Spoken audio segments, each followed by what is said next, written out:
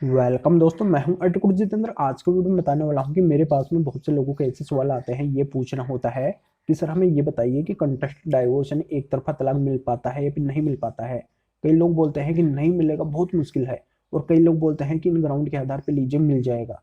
तो अगर हमें म्यूचुअल नहीं मिलता है तो हमें कंटेस्टेड में सक्सेस मिलेगी या फिर नहीं मिलेगी। हमारा ऑलरेडी कंटेस्टेड चल भी रहा है, कई लोग ये भी बोलते हैं, तो उसमें हमें सक्सेस मिलेगी या फिर नहीं मिलेगी, या फिर ऐसे ही इसमें समय और पैसा बर्बाद होगा। सर एक्चुअल क्या है, 100% सही आप बता सकते हैं, क्योंकि आपके पास में काफ़ी केसेस आते हैं, कई केस आप जीत भी चुके हैं और आपके पास में अनुभव अच्छा है। तो सर हमें बताइए। तो बिल्कुल आज मैं आपको अनुभव के आधार पर बताऊंगा कि कंटेस्टेड में आपको सक्सेस मिलेगी या फिर नहीं मिलेगी, और अगर आपको डाइवोर्स लेना है तो किस तरीके से लेना है, आपको कैसे सक्सेस मिलेगी, यही जानकारी मैं इस वीडियो के अंदर बताने वाला हूँ। 100% सही जानकारी होगी, सटीक जानकारी होगी, तो कहीं से वीडियो स्किप नहीं करना है। पूरा वीडियो बिल्कुल अंत तक देखोगे तभी पूरी जानकारी समझ में आएगी। उससे पहले बता दूं, चैनल को सब्सक्राइब नहीं किया है तो सब्सक्राइब भी कीजिए, बेल आइकन दबाइए, वीडियो को लाइक करके शेयर जरूर कर दीजिए। तो चलिए शुरू करते हैं।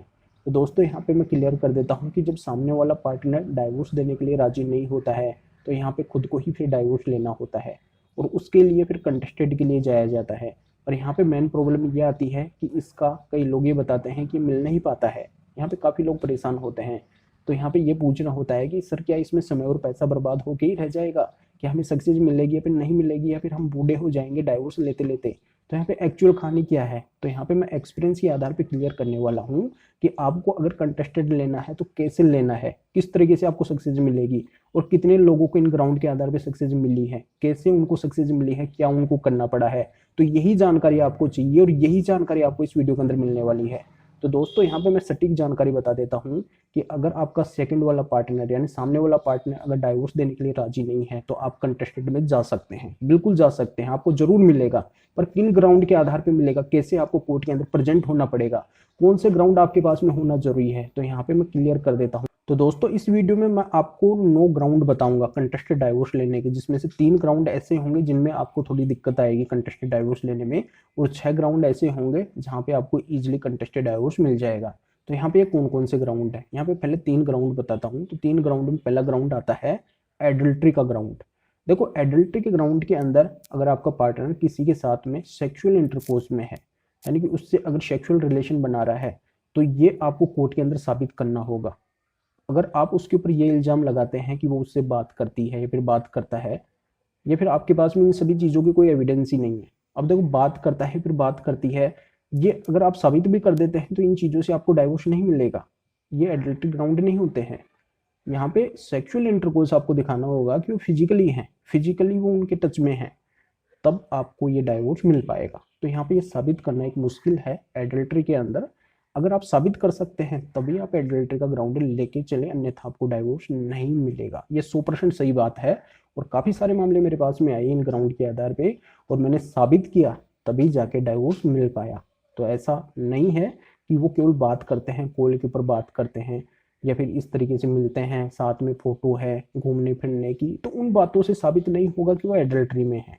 यहाँ पे तो सेक्सुअल इंटरकोर्स कोर्ट देखती है कि उनका फिजिकल हुआ है दोनों का, तब वो जाके एडल्ट्री साबित हो पाता है और इसी से डाइवोर्स मिल पाता है। तो ये बात क्लियर हो गई होगी कि इतना मजबूत अगर आपके पास में एविडेंस है और आप पूरी तरह कोर्ट को अगर कन्विंस कर देते हैं कि ये हैं जो सेक्सुअल इंटरकोर्स है, तभी जाके आपको एडल्ट्री के ग्राउंड का फायदा मिल पाएगा, आपको डाइवोर्स मिल पाएगा। बस ये बात बतानी होगी साबित करते हुए कि ये इससे टच के अंदर है, फिजिकली है, तो आपको डाइवोर्स मिल जाएगा। ये ग्राउंड बिल्कुल पूरी तरह समझ में आ गया होगा। अब इसमें दूसरा ग्राउंड क्या आता है, क्रुएल्टी का। क्रुएल्टी भी देखो 2 तरीके की होती है, एक तो होती है मेंटल क्रुएल्टी और दूसरी होती है फिजिकल क्रुएल्टी। तो मेंटल क्रुएल्टी के अंदर तो क्या होता है, जैसे आम भाषा के अंदर भी कई बार ये बातें लिखवा दी जाती है कि वो मेरे को गाली गलौज करती है, परेशान करती है, खाना अच्छा नहीं बनाती है। तो देखो ये बातें नहीं मानी जाएगी। मेंटल क्रुएल्टी में भी ऐसे ठोस एविडेंस होने जरूरी हैं, या फिर ये पत्नी की साइड से बात बोले। वो भी कई बार अगर डाइवोर्स के अंदर जाती है तो बोलती है कि जो मेरा पति है वो मुझे परेशान करता है, गाली गलौज करता है, मेरे घर वालों को कुछ गलत लैंग्वेज बोलता है। पर यहाँ पे क्या है कि दोनों पार्टियों के पास में ऐसा ही एविडेंस होता है, तो इन चीज़ों से क्या है कि उनको सक्सेस नहीं मिलेगी। इसके लिए मेंटल क्रुएल्टी में ठोस एविडेंस होना जरूरी है। जैसे अगर आपका पार्टनर कंटिन्यू अगर इसी तरीके का बर्ताव आपके साथ में बना रहा है, बहुत ज़्यादा प्रताड़ित कर रहा है, आपका उस घर में रहना ही एक मुश्किल हो चुका है, यानी कि कंटिन्यू ही वो वही बातें बना के रखता है, आपका खाना पीना ही एक मुश्किल हो रहा है उस घर में रहते हुए, तो यहाँ पे वो मेंटल क्रूरल्टी का पार्ट बनेगा। ऐसे ठोस एविडेंस होने चाहिए, या फिर ऐसे एविडेंस होने चाहिए कि उसने आपके ऊपर कोई झूठे इल्ज़ाम लगाए हैं, झूठे केस किए हैं, उनमें अगर आपको सक्सेस मिल गई है तो वो भी एक मेंटल क्रूरल्टी का पार्ट बनता है, वो एक एविडेंस हो जाएगा। तो यानी कि कुल मिला के मेंटल क्रूरल्टी के अंदर ठोस एविडेंस होना जरूरी है। अगर यहाँ पे कोई नॉर्मल बातें हैं, नॉर्मल बातों के आधार पे आपको कभी भी डाइवोर्स नहीं मिलेगा, ये 100% सही है। अगर ठोस ग्राउंड होंगे मेंटल क्रूरल्टी के तो ही आपको डाइवोर्स मिल पाएगा। अब यहाँ पे दूसरी क्रूरल्टी कौन सी होती है? दूसरी क्रूरल्टी होती है फिजिकली क्रूरल्टी, यानी कि शारीरिक रूप से क्षति पहुंचाना। अगर कोई पार्टनर किसी के साथ में, जैसे अगर हस्बैंड है वो वाइफ के साथ मारपीट करता है, या फिर वाइफ है जो हस्बैंड के साथ मारपीट करती है, और यहाँ पे अगर किसी को डाइवोर्स लेना है, यहाँ पे अगर हस्बैंड को डाइवोर्स लेना है कि उसकी जो वाइफ है वो यहाँ पे मारपीट करती है, या फिर यहाँ पे वाइफ को डाइवोर्स लेना है कि उसका जो हस्बैंड है वो उसके साथ मारपीट करता है। अब मारपीट करता है कहने से बात नहीं मानी जाएगी, इनके एविडेंस होना जरूरी है। अगर कहीं पे चोट आई है तो तुरंत यहाँ पे फिर मेडिकल रिपोर्ट बनवानी होती है, और यहाँ पे मेडिकल रिपोर्ट बनवाने से काम नहीं चलेगा। देखो, चोट तो किसी से भी आ सकती है, कहीं पे भी कोई भी इंजरी हो सकती है, पर उससे रिलेटेड जैसे आस पड़ोस के विटनेस है वो भी होना जरूरी है। वो भी लोग बताएंगे कि यहाँ पे इनके घर के अंदर ऐसा होता है, ऐसा माहौल क्रिएट होता है, और ये लोग हैं इस तरीके से मार पिटाई करते हैं।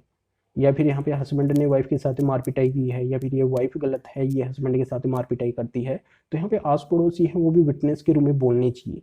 तो यहाँ पे मेडिकल होना चाहिए और साथ में विटनेस होना जरूरी है, तभी जाके और आपका फिजिकल क्रूरल्टी का ग्राउंड है साबित हो पाएगा। अगर इतने ठोस एविडेंस हैं तो आपको फिजिकल क्रूरल्टी ग्राउंड के आधार पर डाइवोर्स मिल जाएगा। तो ये जानकारी समझ में आ गई होगी। अब यहाँ पे तीसरा ग्राउंड कौन सा आता है? तीसरा ग्राउंड है डिजर्सन का ग्राउंड। अब डिजर्सन में क्या होता है कि अगर हस्बैंड वाइफ 2 साल से अधिक से अगर अलग रहते हैं, दोनों का अगर कोई संपर्क नहीं है, और विदाउट रीजन के अगर अलग रहते हैं, यहाँ पे अगर हस्बैंड को डाइवोर्स लेना है और वाइफ अगर विदाउट रीजन के अपने मायके रह रही है, फिर अलग रह रही है, और दोनों का ऐसा कोई संपर्क नहीं है, यहाँ पे कोई रीजन ही नहीं है उसके पास में, बिना वजह अगर हस्बैंड को छोड़ के गई है, अपने मायके रह रही है, और यहाँ पे हस्बैंड ने कोशिश की है उसको लाने के लिए, यहाँ पे देखो विदाउट रीजन है जो हस्बैंड को साबित करना पड़ेगा, क्योंकि बिना किसी कारण के अलग रह रही है। अब बिना किसी कारण के हस्बैंड कैसे साबित कर सकता है? उसके लिए उसको ये करना होगा कि उसने कितनी कोशिश की है उसको लाने के लिए, उसने सेक्शन 9 फाइल किया है, या फिर कोई लीगल नोटिस भेजा है, या फिर अपने जरिए से कोई मीटिंग वगैरह करवाई है, मतलब कैसे कैसे उसने कोशिश की है। इन्हीं बातों के आधार पे हस्बैंड साबित कर सकता है कि यहाँ पे मैंने तो कोशिश की है, ये नहीं आई है, ये नहीं आई है, और ये जो मैंने कोशिश की है ये मेरे फेवर के अंदर गई है। मैंने सेक्शन 9 फाइल किया, ये डिग्री मुझे मिली, मैंने लीगल नोटिस भेजा, इसका कोई उपयुक्त जवाब मुझे नहीं मिला, मैं मीटिंग किया, मीटिंग भी मेरे पक्ष के अंदर गई है, यानी कि मेरी गलती नहीं है। कुल मिला के ये विदाउट रीजन के मेरे से अलग रह रही है, मेरे से अलग रह रही है। तो यहाँ पे डिजर्सन का अगर 2 साल का ग्राउंड है, और विदाउट रीजन की अगर वाइफ इस तरीके से रह रही है, तो हस्बैंड है डिजर्सन के ग्राउंड के आधार पे डाइवोर्स ले सकता है। यहाँ पे बात करें वाइफ की, तो वाइफ भी इसी तरीके से डिजर्सन के ग्राउंड के आधार पे डाइवोर्स ले सकती है, पर यहाँ पे विदाउट रीजन साबित करना होगा कि ये विदाउट रीजन अलग रह रहे हैं, कोई रीजन नहीं है, मुझे नहीं रखना चाहते हैं। यानी कि वाइफ अगर डाइवोर्स लेगी तो इस तरीके से ये बात साबित करनी होगी, और हस्बैंड लेगा तो उसका मैं बता ही चुका हूँ। तो इस तरीके से डिजर्सन अगर है तो 2 साल से अधिक का होना चाहिए, और उसमें भी विदाउट रीजन, यानी बिना किसी कारण के दोनों अगर अलग रह रहे हैं, उस बात को यहाँ पे साबित करना होगा। यानी कि जो भी यहाँ पे डाइवोर्स ले रहा है उसको ये साबित करना होगा कि उसका जो सामने वाला पार्टनर है वो विदाउट रीजन के अलग रह रहा है, तो इस बात से ही ये डाइवोर्स मिल पाएगा। तो यहाँ पे ये समझ में आ गया होगा, जो मैंने आपको 3 ग्राउंड बताए इनके अंदर आपको साबित करना जरूरी है। अगर आपके पास में ये सारे ठोस एविडेंस है जो मैं इस वीडियो के अंदर बताया हूँ, तो ही आपको इनमें सक्सेस मिलेगी, अन्यथा नहीं मिलेगी। बिना वजह इनमें जाने से फ़ायदा नहीं है। तो इनके ये ठोस एविडेंस होते हैं जो मैं इस वीडियो के अंदर बताया हूँ। अब यहाँ पे 6 ग्राउंड ऐसे बताने वाला हूँ जो आपको ईजिली डाइवोर्स दिलवा देंगे। अब यहाँ पे 6 ग्राउंड में कौन कौन से ग्राउंड आते हैं, तो इसमें पहला ग्राउंड तो आता है कि अगर आपका पार्टनर धर्म परिवर्तन कर लेता है, शादी हो चुकी है आप दोनों की, उसके बाद भी वो पार्टनर अगर धर्म परिवर्तन कर लेता है, और फिर आपको अगर डाइवोर्स लेना है तो आपको क्या करना होगा, कोर्ट के अंदर पिटीशन लगा के बस यही बात साबित करनी होगी कि उसने इस तरीके से ये धर्म परिवर्तन कर लिया है। बस अगर आप साबित कर देते हैं तो आपको ईजिली धर्म परिवर्तन ग्राउंड के आधार पर डाइवोर्स मिल जाएगा, ज़्यादा दिक्कत नहीं आएगी। इसमें दूसरा ग्राउंड ये आता है कि अगर आपका सामने वाला पार्टनर 7 साल या उससे अधिक से लापता है, उसका कोई अता पता नहीं है, आपने कोशिश कर ली, छानबीन कर ली, कोई सुराग उसका नहीं मिला, पता नहीं कहाँ पे है, और इस बात को अगर आप कोर्ट के अंदर साबित कर देते हैं तो आपको ईजिली डाइवोर्स मिल जाएगा।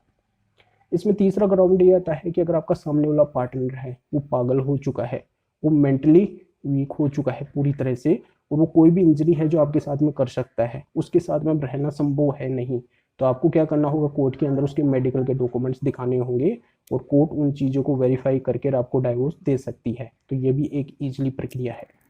अब इसमें चौथा ग्राउंड इस तरीके से होगा कि अगर आपका पार्टनर है उसने संन्यास ले लिया है और उसको घर परिवार से कोई मतलब नहीं है, तो इस बात को आप कोर्ट में साबित करके और कंटेस्टेड डाइवोर्स ईजिली ले सकते हैं।